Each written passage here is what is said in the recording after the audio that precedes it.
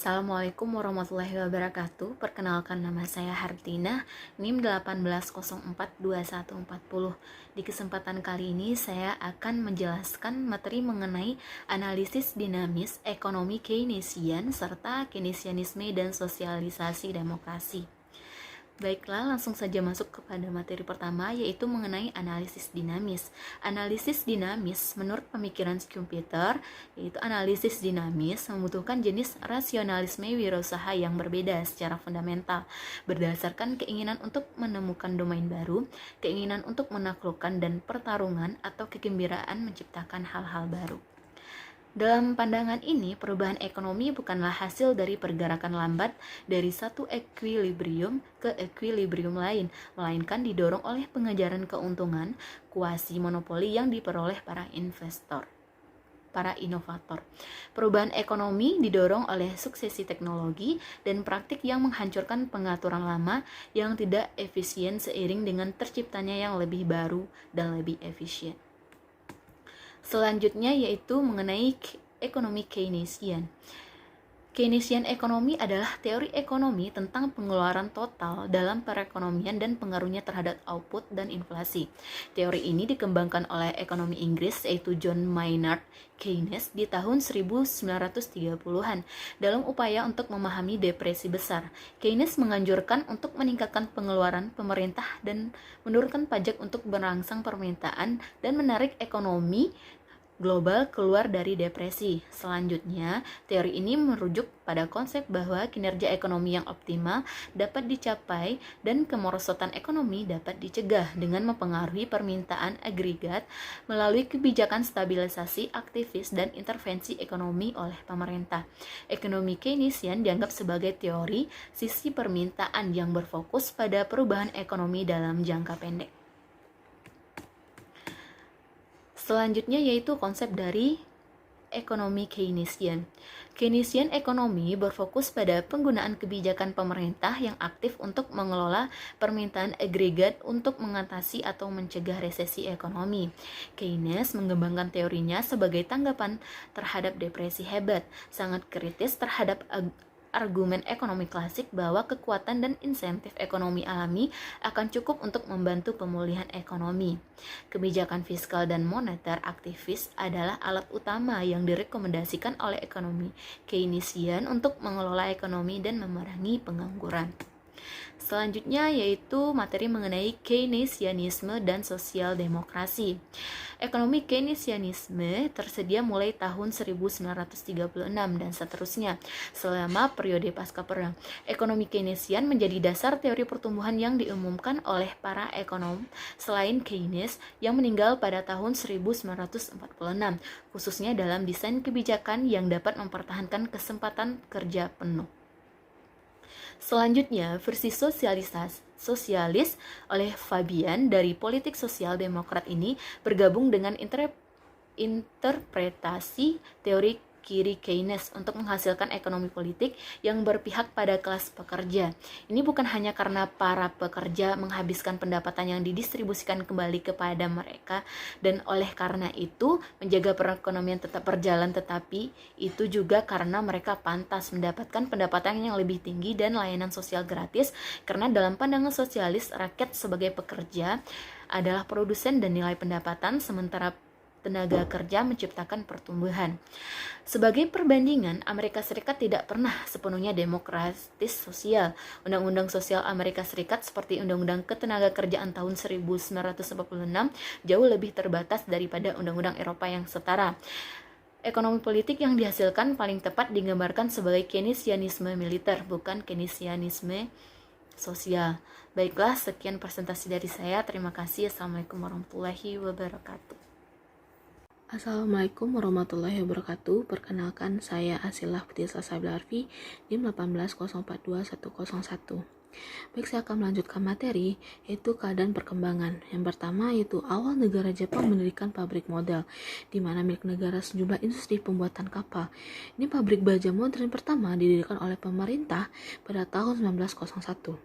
Nah, pada tahun 1920-an, negara Jepang mendorong rasionalisasi industri-industri utama melalui kartel, margal, dan lain-lain untuk menahan persaingan yang sia-sia, mencapai skala ekonomi, dan perkenalkan ilmu pengetahuan. Di pusat sistem Jepang adalah birokrasi kompeten yang dikelola oleh siswa paling cerdas di negara itu, yang didedikasikan untuk merancang dan menjalankan proses pembangunan ekonomi yang terencana. Salah satu elemen kuncinya ialah lembaga percontohan. Dalam ini, Kementerian Perdagangan Industri Internasional Jepang (MITI) yang bertugas mengarahkan jalannya perkembangan dan merancang berbagai perangkat kebijakan untuk memastikan bahwa bisnis pribumi dipelihara demi kepentingan nasional secara keseluruhan. Selanjutnya, strukturalisme dan substitusi impor. Perubahan struktural di ekonomi periferal atau industrialisasi menggunakan strategi substitusi impor, yaitu mengganti impor industri dengan produksi dalam negeri. Setelah Perang Dunia Kedua, sebagian besar negara-negara besar di Amerika Latin menerima analisis LK tentang masalah-masalah yang terlibat dalam mengarahkan ekonomi mereka ke arah pembagian kerja dunia tradisional.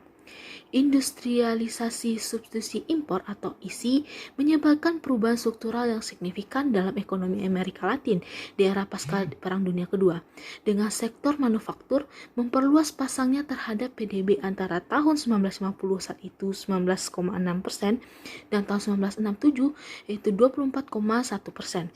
Perubahan struktural ini sangat signifikan dalam kasus Brazil, di mana industri meningkatkan pasangnya dalam perekonomian dari 19,8% pada tahun 1947 menjadi 28% pada tahun 1968.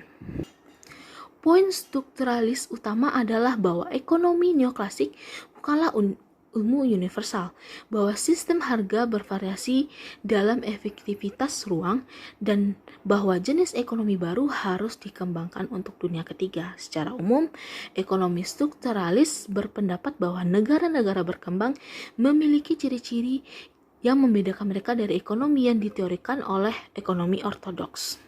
Selanjutnya, pada ekonomi pembangunan, itu pertumbuhan seimbang dan tak seimbang. Ekonomi pembangunan didirikan di Inggris selama tak lama setelah Perang Dunia Kedua. Ekonomi pendirinya meragukan kegunaan ekonomi neoklasik dengan menganggap pasar yang beroperasi dengan lancar dan memelihara negara sebagai kunci proses pembangunan.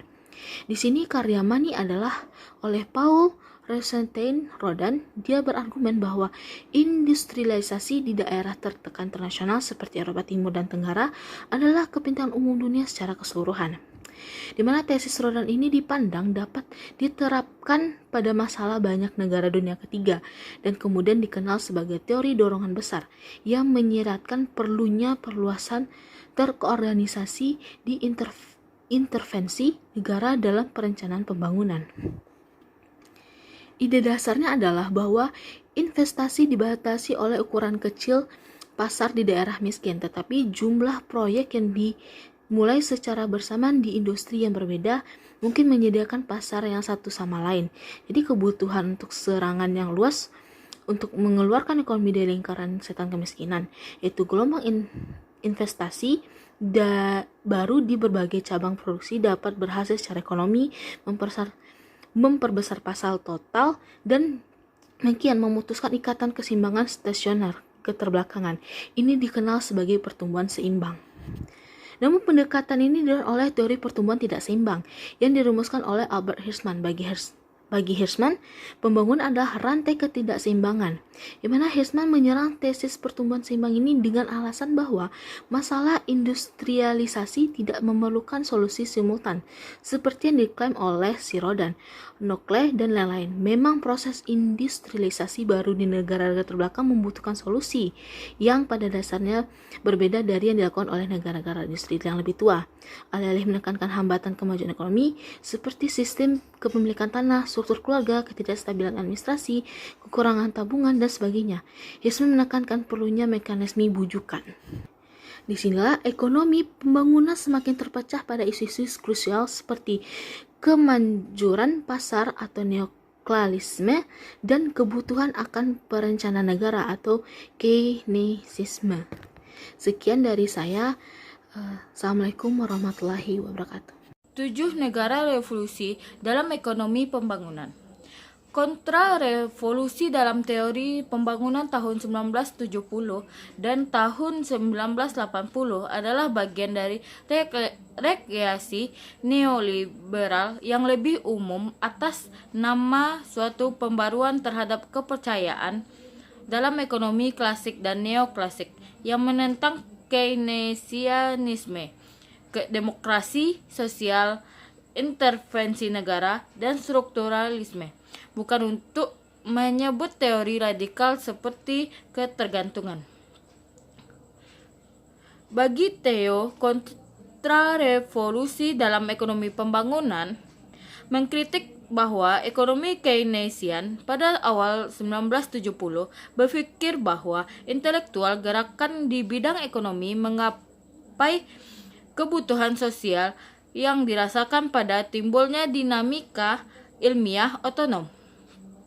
Rahasia kesuksesan Keynesianisme adalah janjinya untuk mengakhiri pengangguran massal.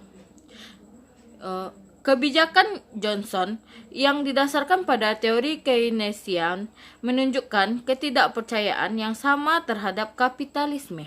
Bagi Johnson, ekonomi pembangunan telah keliru dalam mengadopsi industrialisasi dan swasembada nasional sebagai tujuan kebijakan utama dengan perencanaan ekonomi sebagai instrumen mereka. Hal ini menyebabkan investasi industri yang tidak produktif di negara berkembang.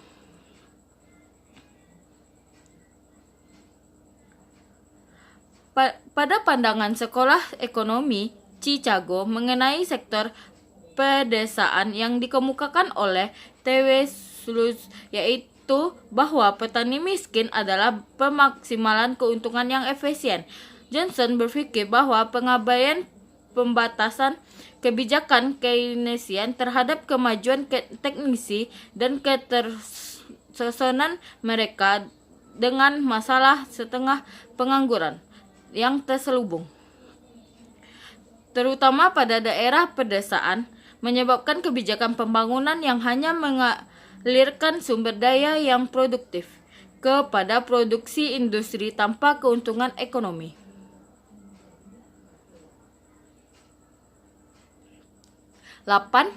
Krisis ekonomi Keynesian.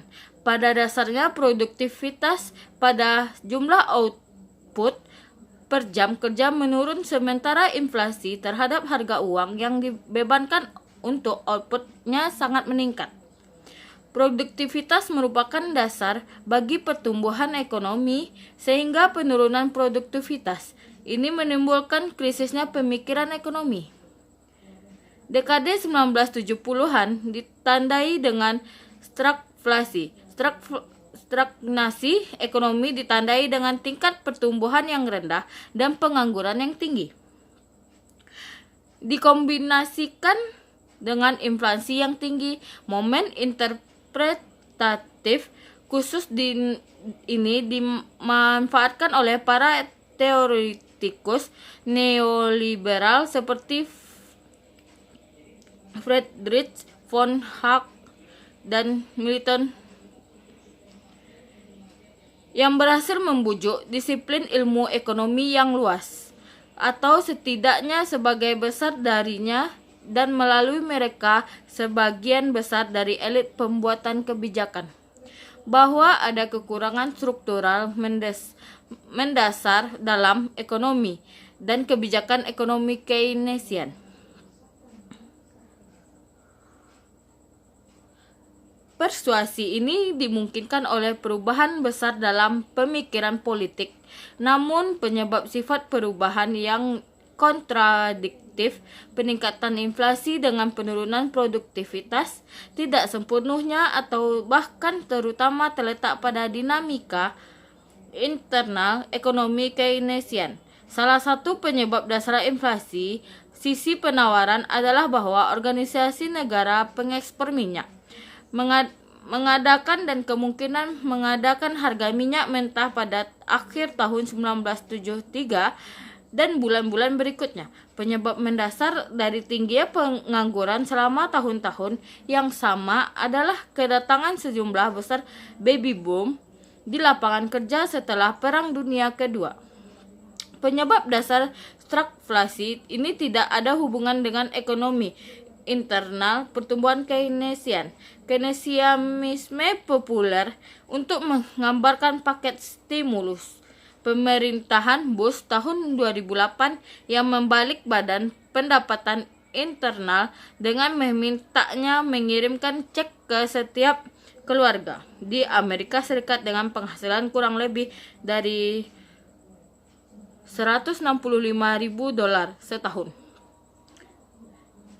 Jadi memang benar bahwa krisis ekonomi tahun 1970-an diakibatkan oleh masalah nyata dalam sistem kapitalisme global. Tetapi gagasan bahwa Keynesianisme sosial adalah salah dan harus ditinggalkan hanyalah salah satu dari beberapa interpretasi yang bisa dibuat. Sekian dari saya.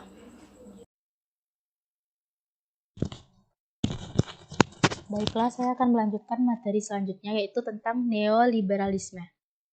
Neoliberalisme berasal dari teori politik ekonomi yang terbentuk pada akhir abad ke-19 dan awal abad ke-20, terutama dalam perdebatan ilmiah antara ekonomi Jerman dan Austria. Di Jerman, sebuah aliran sejarah ekonomi telah lama kritis terhadap sifat abstrak dari ekonomi neoklasik marginalis, dengan konsep-konsepnya yang tidak realistis, terutama gagasan bahwa ekonomi berada dalam keseimbangan. Ekonomi seperti Wilhelm 1817 dan Gustav berpikir bahwa sulit untuk menjaga penawaran dan permintaan seimbang di ekonomi kapitalis maju. Aliran sejarah Jerman lebih bersifat empiris daripada abstrak, memandang jangka panjang dan cenderung agak kritis terhadap kapitalisme. Pada tahun 1880-an, perdebatan sengit antara Schmoller Jerman dan Menger membagi ekonomi berbahasa Jerman menjadi kubu antagonis selama beberapa dekade. Schmoller berpikir bahwa ekonomi klasik dan neoklasik keliru dalam mendalilkan hukum universal. Lebih menyukai induksi daripada deduksi matematika dan menemukan gagasan bahwa orang sepenuhnya dimotivasi oleh kepentingan pribadi. Dari ekonomi Keynesian ke neoliberalisme. Schmoller berpikir bahwa ekonomi klasik dan neoklasik keliru dalam mendalilkan hukum universal, lebih menyukai induksi daripada deduksi matematika. Sebagai perbandingan, sekolah ekonomi Austria, Schmoller berpikir bahwa ekonomi klasik dan neoklasik keliru dalam mendalilkan hukum universal. Baiklah, hanya itu yang dapat saya sampaikan. Terima kasih. Baiklah, saya Cindy Oktavira, NIM 1804262. Pada presentasi kali ini, saya akan membahas mengenai kebijakan Bank Dunia. Bank Dunia menyatakan bahwa upaya pembangunan harus diarahkan pada tujuan kembar, yaitu yang pertama pertumbuhan yang cepat, dan yang kedua pengurangan jumlah orang yang hidup dalam kemiskinan absolut secepat mungkin. Tujuannya adalah untuk menggunakan sumber daya yang disediakan oleh pertumbuhan ekonomi yang cepat untuk memperluas layanan publik. Awal tahun 1980-an di bawah kepemimpinan Awe Clauson, Bank Dunia mengalihkan penekanan ke arah neoliberal. Tanda perubahan pertama datang dengan laporan pembangunan di Afrika Sub-Sahara yang disiapkan oleh kelompok peninjau strategi Afrika Bank, dikoordinasikan oleh Elliot Bragg. Laporan tersebut menyimpulkan bahwa masalah utama kawasan pertumbuhan ekonomi yang rendah, kinerja pertanian yang lamban, laju pertambahan penduduk yang cepat, dan krisis neraca pembayaran dan fiskal. Hal ini berasal dari faktor internal dan eksternal yang diperburuk oleh ketidakcukupan kebijakan dalam negeri. Selama tahun 1970-an, para elit di banyak negara dunia ketiga adalah meminjam sebanyak mungkin untuk membiayai proyek-proyek pembangunan. Sebagian besar negara-negara di dunia ketiga mengalami defisit yang sama seriusnya. Defisit yang dihadapi negara-negara dunia ketiga ini juga menjadi peluang bagi lembaga keuangan swasta untuk turun tangan, terutama bank komersial dan investasi. IMF dan Bank Dunia melakukan intervensi. Mereka memberlakukan kondisi penyesuaian struktural, yaitu apa yang harus disetujui suatu negara sebagai syarat untuk menerima pinjaman pada negara peminjam hukum, menggunakan serangkaian langkah-langkah kebijakan. Pertama kali diberlakukan selama pertengahan 1970, tetapi diresmikan pada 1979 dan 1980. Laporan Pembangunan Dunia 1983 menyatakan bahwa perdagangan luar negeri memungkinkan negara-negara berkembang untuk berspesialisasi dalam produksi, mengeksploitasi skala ekonomi, dan meningkatkan pendapatan devisa. Yang kedua, Laporan Pembangunan Dunia 1984 menggunakan skenario pertumbuhan untuk menyatakan bahwa negara berkembang dapat memperbaiki posisi mereka dengan mengubah kebijakan ekonomi mereka, khususnya dengan menghindari nilai tukar yang terlalu tinggi, mengurangi komitmen pengeluaran publik, dan memiliki rezim perdagangan dan pembayaran terbuka yang mendorong penggunaan sumber daya investasi secara optimal. Dan yang ketiga, pada tahun berikutnya Bank Dunia memperingatkan bahwa mundur dari liberalisasi akan memperlambat pertumbuhan ekonomi. Selanjutnya, Laporan Pembangunan Dunia 1987, pertumbuhan pendapatan nasional yang lebih cepat, pengentasan kemiskinan, dan pengurangan ketimpangan pendapatan. Bank menekankan industrialisasi yang efisien sebagai kebijakan ekonomi utama, merancang program pinjaman yang mendukung reformasi kebijakan dan perubahan struktural ke arah neoliberal di seluruh spektrum kegiatan ekonomi di negara-negara penerima. Laporan tahunan bank menyimpulkan telah menyebabkan industri yang tidak efisien dan barang-barang mahal berkualitas buruk. Jadi idealnya adalah untuk mengurangi hambatan perdagangan, mengalihkan fokus ekonomi ekspor, dan bersaing dengan penuh semangat di pasar dunia. Bank menyarankan reformasi kebijakan di 3 bidang utama. Yang pertama, reformasi perdagangan khususnya penerapan strategi perdagangan yang berorientasi keluar. Dan yang kedua, kebijakan makro ekonomi untuk mengurangi defisit anggaran pemerintah, menurunkan inflasi, dan memastikan nilai tukar yang kompetitif. Dan yang terakhir adalah lingkungan kompetitif domestik, yaitu menghapus kontrol harga, merasionalisasi peraturan investasi, dan reformasi peraturan pasar tenaga kerja. Selanjutnya, kita akan membahas mengenai Millennium Development Goals atau MDGs dan debt relief. Istilah kunci dalam neoliberalisme liberal baru adalah Millennium Development Goals atau MDGs dan debt relief. Yang pertama, kita akan membahas mengenai MDGs. MDGs mengkristalkan komitmen yang dibuat secara terpisah di berbagai konferensi dan KTT internasional selama tahun 1990-an. MDGs dikatakan inovatif karena mereka secara eksplisit mengakui saling ketergantungan antara pertumbuhan, pengurangan kemiskinan, dan pembangunan berkelanjutan. MDGs mengakui bahwa pembangunan bertumbuh pada dasar pemerintahan yang demokratis, supremasi hukum, penghormatan pada hak asasi manusia, dan perdamaian serta keamanan. Ada 8 tujuan dari MDGs. Yang pertama yaitu memberantas kemiskinan dan kelaparan ekstrim. Yang kedua, mencapai pendidikan dasar universal. Yang ketiga, mempromosikan kesetaraan gender dan pemberdayaan perempuan. Yang keempat, menurunkan angka kematian anak. Yang kelima, meningkatkan kesehatan ibu. Yang keenam, memerangi HIV atau AIDS. Yang ketujuh, memastikan kelestarian lingkungan. Dan yang kedelapan yaitu menciptakan kemitraan global untuk pembangunan. Selanjutnya, ada 18 target dari MDGs. Yang pertama yaitu mengurangi setengah dari proporsi orang yang hidup dengan kurang dari $1 per hari. Yang kedua, mengurangi setengah proporsi orang yang menderita kelaparan. Yang selanjutnya, memastikan bahwa semua anak laki-laki dan perempuan menyelesaikan sekolah dasar secara penuh. Yang keempat, menghilangkan perbedaan gender di sekolah dasar dan menengah pada tahun 2005 dan di semua tingkatan pada tahun 2015. Yang selanjutnya, mengurangi 2/3 angka kematian balita. Yang selanjutnya, mengurangi hingga 3/4 resiko kematian ibu. Selanjutnya, menghentikan dan mulai membalikkan penyebaran HIV atau AIDS. Yang selanjutnya, menghentikan penyebaran malaria dan penyakit utama lainnya. Target yang selanjutnya yaitu mengintegrasikan prinsip-prinsip pembangunan berkelanjutan ke dalam kebijakan dan program negara, serta mengembalikan hilangnya sumber daya lingkungan. Yang selanjutnya, mengurangi hingga setengah porsi orang tanpa akses berkelanjutan ke air minum yang aman.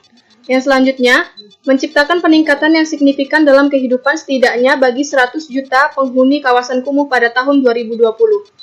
Yang selanjutnya yaitu mengembangkan lebih lanjut perdagangan terbuka dan sistem keuangan yang berdasarkan aturan, dapat diprediksi, dan tidak diskriminatif, serta mencakup komitmen terhadap tata pemerintahan yang baik.